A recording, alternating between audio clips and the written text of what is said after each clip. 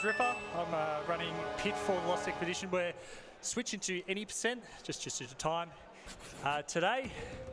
And I think it's better to explain the game while I play it, so I think we just get into it. How about that? I'll just do a countdown in 3, 2, 1, go. Alrighty. And hopefully no crash. Very, very good. All right. Of course, we start the game with what is the second last boss of the game, of course.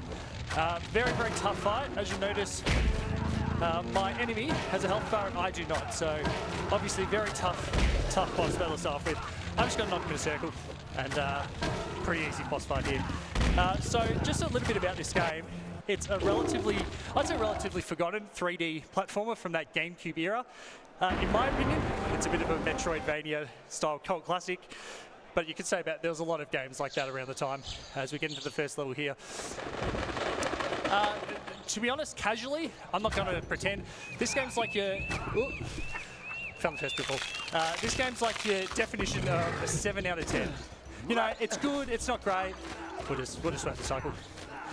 But in a speedrunning sense, this game is awesome. And I remember getting into this game quite a few years ago now. You know, I loved this game as a kid. You know, I played all the time. What have we here? And then I saw the speedrun of this game, and it absolutely blew my mind, which is the crazy stuff we can do. So that first trick, which we'll see again, that's called a triple jump. There's a glitchy part of the game where you can unroll at a certain frame. It's got a 2-frame window.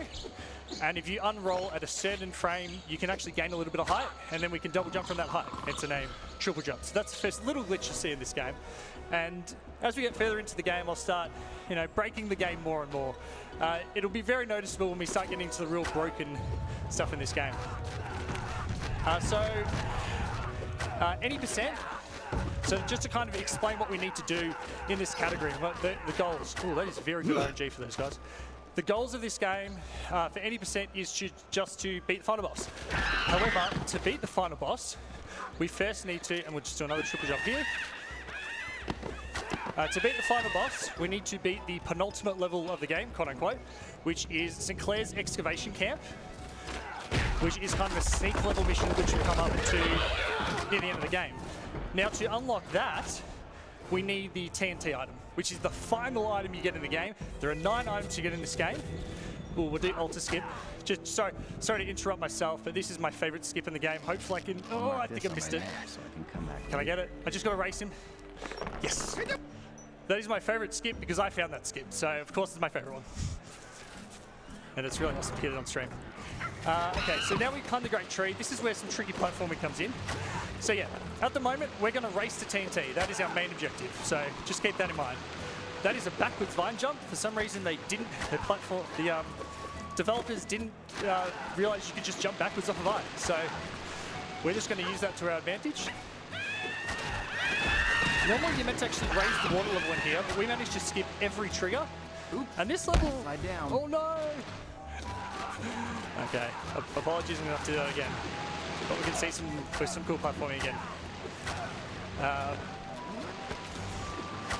So yeah, in getting to that final TNT item, we actually managed to skip almost every item in the game. The TNT basically breaks the game. Which is safe strap. It's quite weird with the TNT because when I mentioned that penultimate level of the game, slide down, which is Sinclair's excavation camp, as I mentioned, we can actually enter that level as soon as we get to that level. However, we can't exit without the TNT. It's basically there is a glitch which has been coined Saint Yeet, and that would enable us to open the last level of the game without having to go to TNT. It is highly theorized.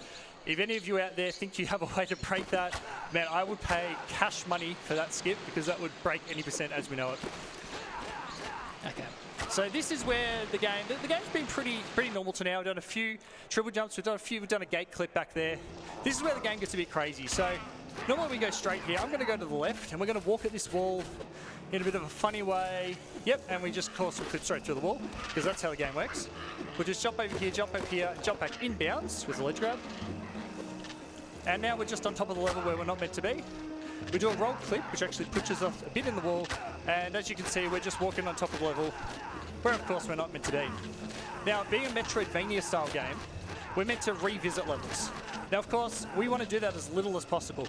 So in that case, we're going to go to here, and we're not going to get that teeter. And we're just going to walk on here, and we're going to clip into the kind of basement of this level.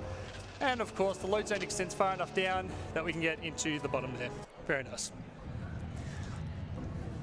Now, this is a bit of an auto-scroller because I'm just going to swim through here. It's basically impossible to die. So if you've got a cheeky donation there, I would love to hear it. Indeed I do. We have $40 from Little Crochet saying, so many good runs this year. Good luck to all the runners. Please put this towards naming HM friend Lil Guy.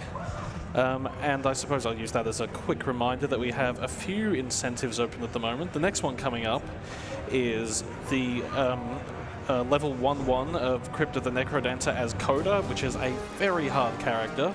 That is $95 away from being met. And we also have a few for Fire Red and Leaf Green, which are the name of the trainer, the name of the rival, and the name of the HM friend. You are the... Okay, beautiful. So I'm just kind of mashing through some cutscenes there. So the flag we just hit there is one of the last flags we're meant to hit in the game. As I said, we don't want to backtrack, so we're going to hit this the first time we get to it. That is Mysterious Temple. The thing with that level is we normally need TNT to get into it. And of course, we don't have TNT yet. We're still yet to get it. So we're just going to hit this flag early so we don't have to revisit it. Good job. But of course, that requires some extremely tricky glitches. We just sling this dude over here. And we've actually got our first item in the sling. There is a peculiar quirk of this game. You notice I had 2 slings. That's not meant to happen. So we actually skipped the first item in this game, which is... Oh, don't give me... That's right. The first item in this game is actually the canteen, which just lets us recover health, and we don't care about that. So we just skipped that. The game has a really weird quirk where it says, yeah, well, you got the sling, so we'll put it in your first slot. But also, for some reason, the sling is also hard-coded to the second slot, so... Yeah, you get 2 slings for no reason. It doesn't actually functionally do anything. It's the same sling. It's just for some reason on 2 buttons. All right, we'll dodge those guys. I'll try and do a swag strap here. Yes, ledge grab skip. I promise I'd do that one.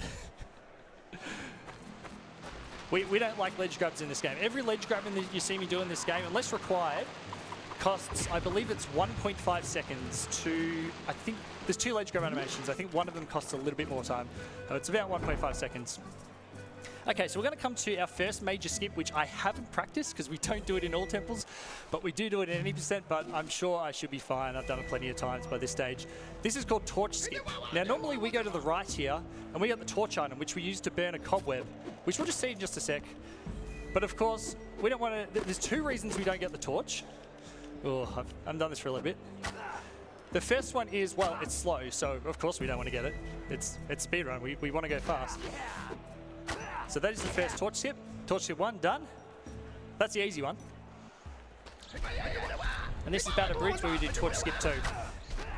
So there is I'll go for it a bit more, but basically if we were actually to get torch here, we don't actually unlock item switching until much later in the game, and in 80% we actually skip the ability to switch your items, so we will be locked out of ever using the TNT, but that's something we'll definitely get to in a later level.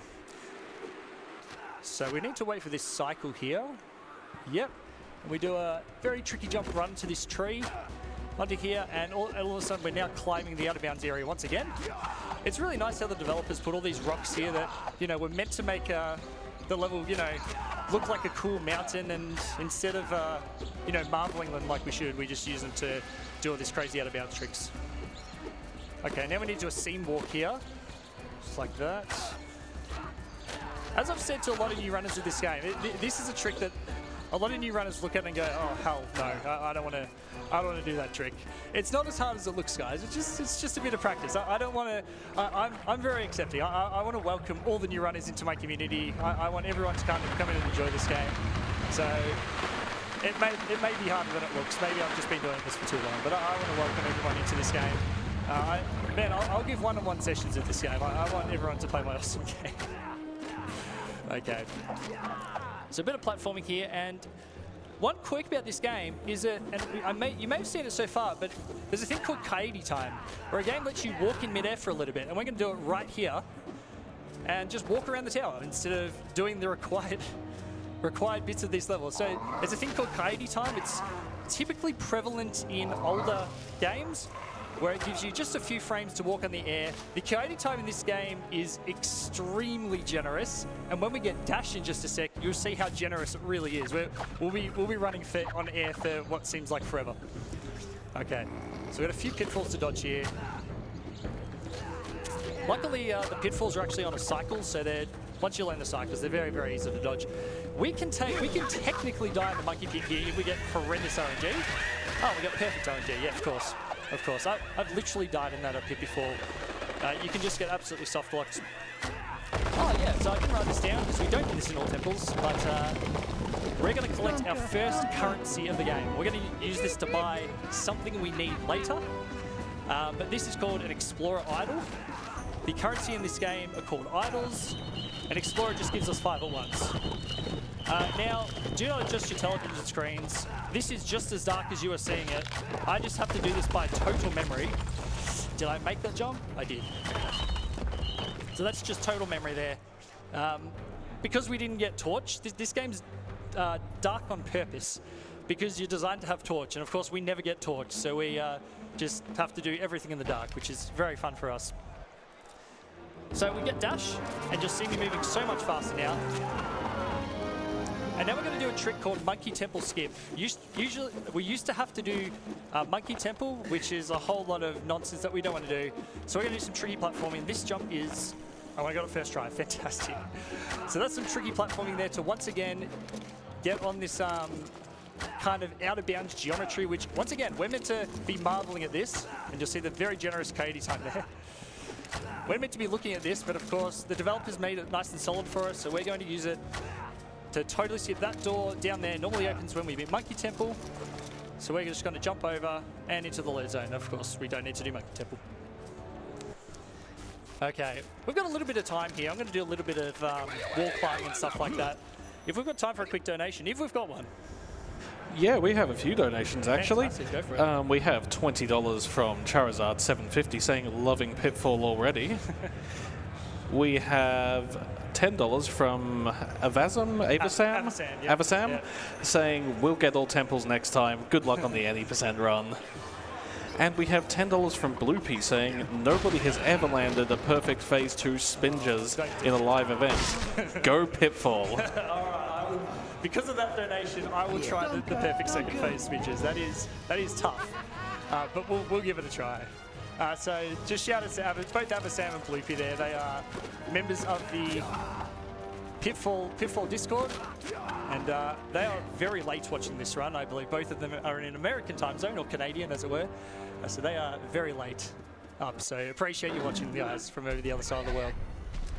So we're going to do some cheeky platforming here because this is Eternal Monument. Now, there is a fast travel option in this game as we once again climb the geometry. It's called the teleporters. Now, we're not usually meant to get access to teleporters till much, much later in this game, but of course, as is with everything in this game, we can get out of bounds and we can get to the teleporters early. This is like a mid to late game area we're in already. And we're going to not even do caverns. It used to be that you had to do caverns in this game. We don't have to do caverns anymore. We didn't even need to heal well. So we're going to go straight to the mountains area. Of course, mountains area is where our TNT is, so we're going to get there as fast as possible. I'm pretty sure, I'd have to check our spreadsheet, but I'm pretty sure that there is an out of bounds in every level of this game, or almost every level. So of course we don't have torch, so we can't blow up this crate here, so we're going to have to do some trickiness on the left side of the wall here. And the camera is not playing nice with me. It can be very finicky, this skip.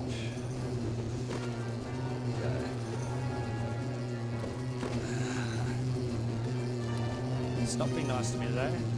There we go, okay. So that's called ice wall skip because we skipped the ice wall. There's not a lot of inventive names in this. Okay, that didn't quite get that. We then found a trick called item slide. If you dash and then pull out an item, for some reason you just slide backwards through geometry. Okay, now. And this trick is most famously called Early Geyser, TM. And that's because we can jump under the ice sheet and get into a late game teleport to the TNT.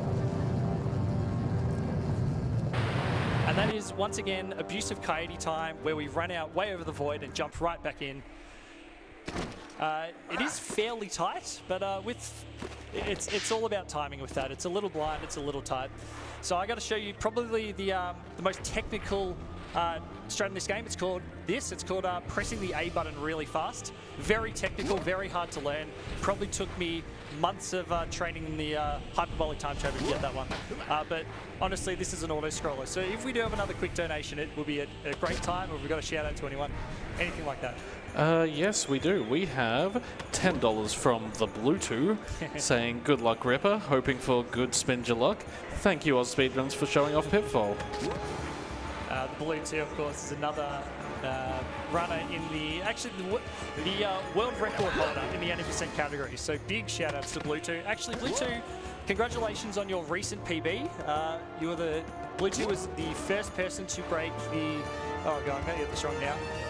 I've got loadless and load full times in my head. Unfortunately, hit the gate there. I think he broke the sub 23 barrier, which is pretty excellent.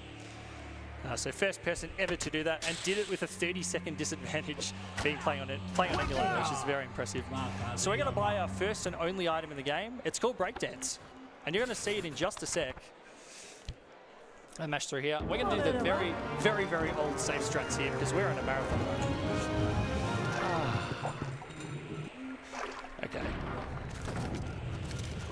So there's one big problem with breakdance, and this is spinges. I haven't practiced spinges much, so hopefully it goes well. Now, normally we're meant to use pickaxes to kill these things.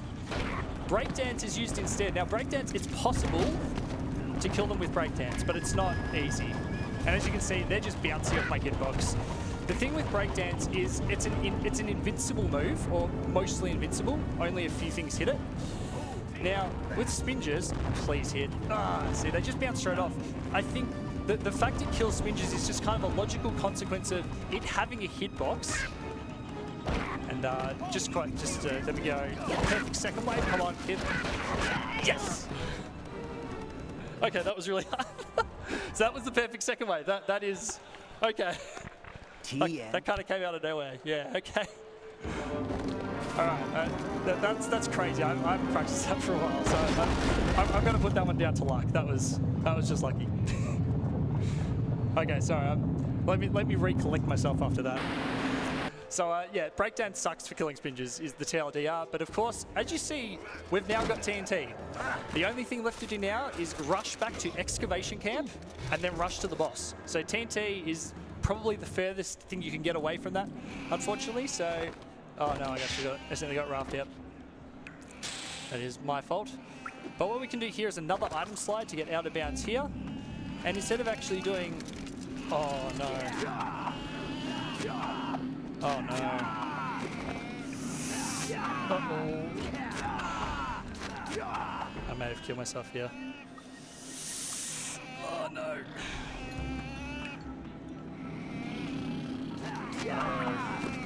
Give me a sec, you guys.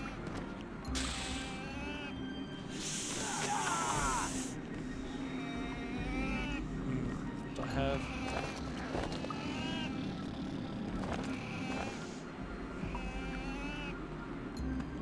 This is very unfortunate to hit if I did. Oh no.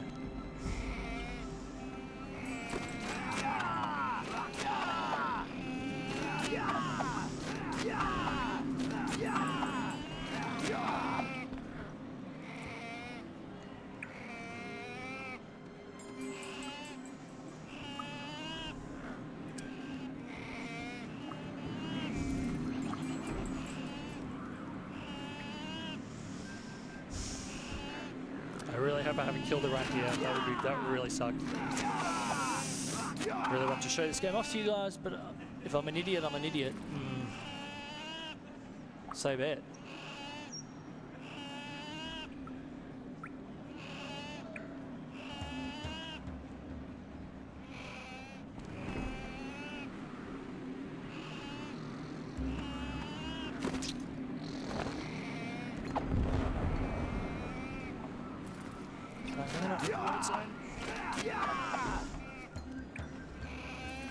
I'm gonna try for a couple minutes here. Oh, that's really disappointing.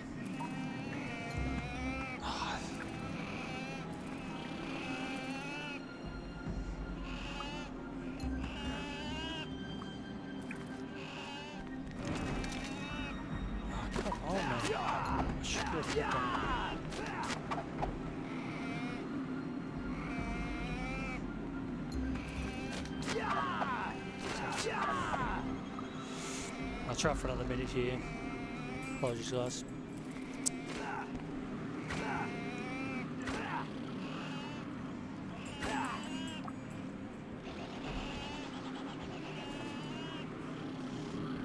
I'll just try and clip out of here, but it might be over. Mind if I jump in with some donations while you try that? With some donations, but yeah. All right, we have $10 from Iceman saying, used to play this game with my brother when we were kids, and an absolute gem. Good luck on the run. Love just doing the raft snow run over and over. As do I. It's one of my favorite levels. And we have $25 from Wilster saying, only took a marathon to get Ripper to run any percent again. I know, right? And I will just take this as an opportunity to remind you that you can put your donations towards incentives. Just leave the incentive you're interested in the comments of the donation. The current incentives coming up today, we have Crypt of the Necrodancer, the first level of that played with Coda, which is an extremely hard character to play. That has $95 left to go. And we have the trainer name in Pokemon Fire Red and Leaf Green. We have the rival name in Pokemon Fire Red and Leaf Green, and the HM friend name as well. Okay, never mind. I saved the run. I'm a genius, apparently. I'm both okay, I will admit that is a. Yeah, those guys don't know what I mean. That is a trick I have not practiced in a little while, and that is totally on me. Apologies to everyone out there. I know you wanted to see a good run, and I'm just letting you guys down. So apologies on that one. I just found a save to that because I've made that mistake before, but not often. And that is a save I did not know existed, and at least now I know it exists. So when I make that mistake next time, I can fix it. Whew, I'm glad I can finish the run for you guys. So apologies for that one. I will cop that one on the chin. Okay. It has been a bit of a crazy afternoon for me, so apologies. You'll notice that we are now back in a level we played before, but with Dash, we can just abuse that coyote time, and we're just flying through the levels now. And our jungle trail, you'll see it as well. We just fly through the level now. I will not do the swag strat on here. I will not do that swag strat. And I'm sure I will take the safety heal just because this monkey pit can be a bit trolling. That is a first, me not getting hit whatsoever in that monkey pit. Normally you're good for at least one, but that is extremely good luck. Okay, now Scorpions need to play nice with this, because for some reason they gave Scorpions a nice big hitbox. Of course they didn't play nice. It's a bit RNG, and that's good RNG. Okay, so that's not too bad there. I really wanted to do the pickaxe bounce for you guys, but unfortunately we don't do it in 80%. So so be it. So once again, Flooded Courtyard, we've been to this level before. This is the one where we did Monkey Temple skip.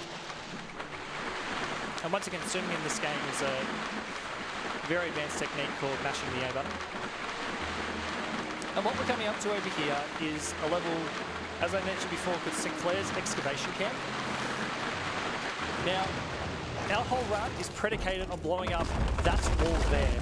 If we could figure out a way to blow up that wall without getting TNT, we will basically, you would break 80% tomorrow.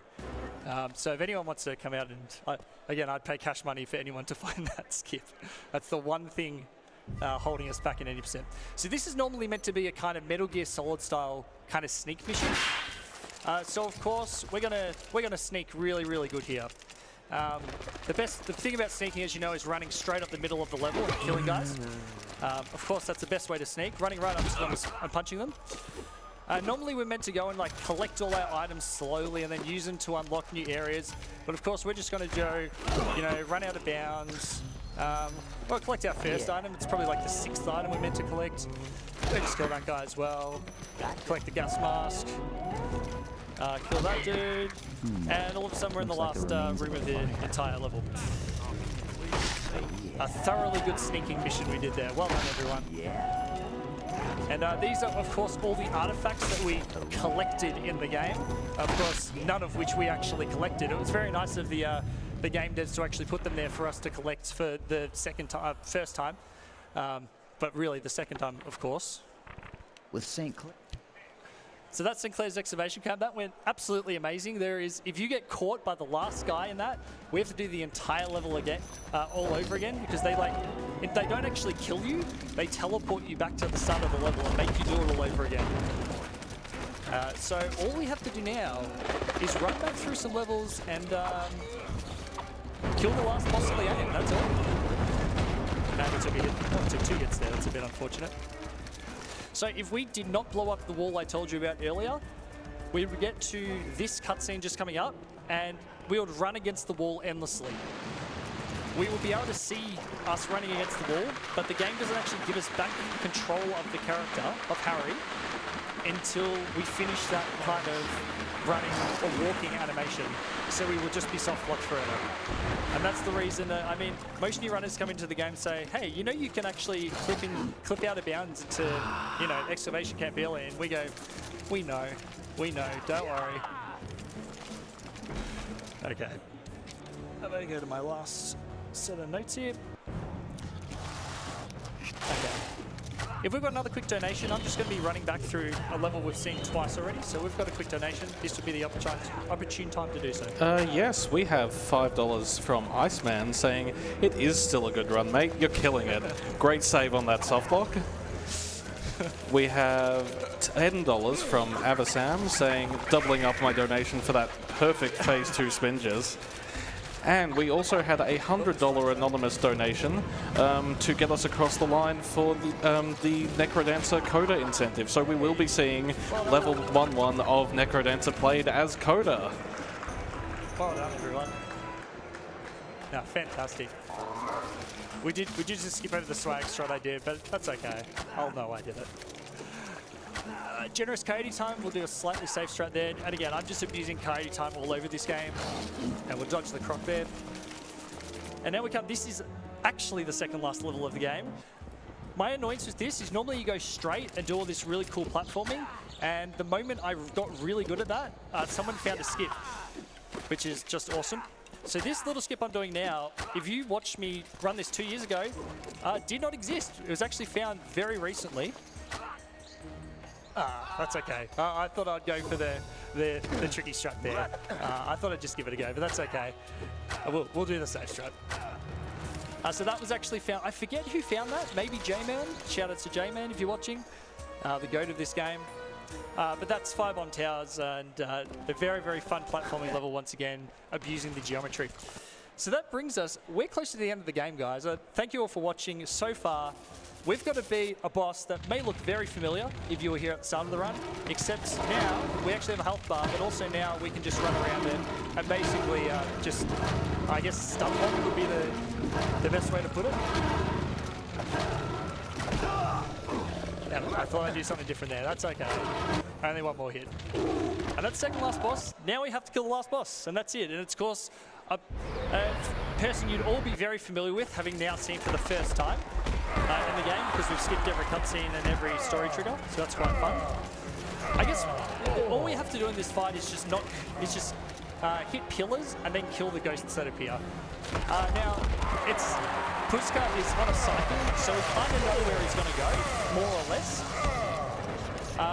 But I guess it's an okay boss battle. You know, we've got all these items we can use, but we don't use any of them, so yeah, I think this was kind of a tech demo. This guy's the final boss. That's okay, we can take it there. But that's okay, we'll kill him nonetheless. And we're coming up on time here, so in just a sec, provided I don't miss this pillar, and that is time.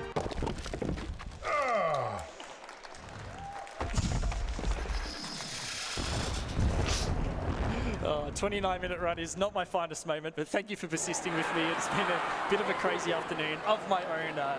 It's been totally my own fault, so I can own that one. I guess shout-outs to entire Pitfall Discord. I know a lot of you are watching. AusSpeedruns, thank you very much for hosting me, despite all my letdowns. And all of you guys, whether you're online, halfway across the world, or of course here in the audience, thank you for letting me show this to you. It really means a lot to me that I can get this game on a platform like this. So, thank you.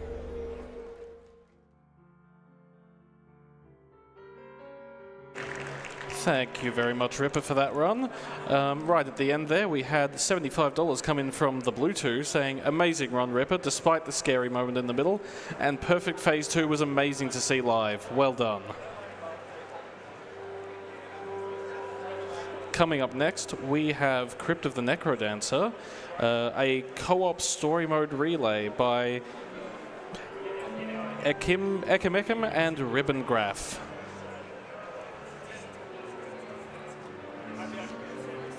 During that run, we also had a $15 anonymous donation and $25 from Timinated Boy.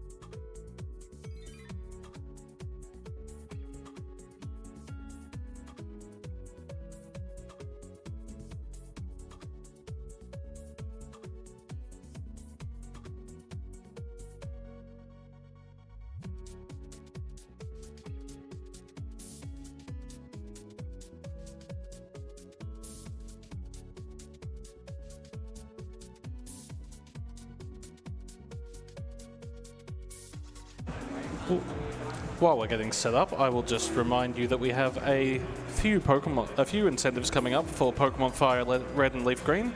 We have the trainer name. Currently, Hornet is in the lead with $105, and I is coming second with $101.10. For the rival name, we have in the lead Trobio at $50, Worcester at $25, and Estimat at $15. And for the HM friend name, we have Little Guy in the lead at 40. Sorry, Little Guy in the lead at 40, JT Magic Man at 30, and Flavio with 25.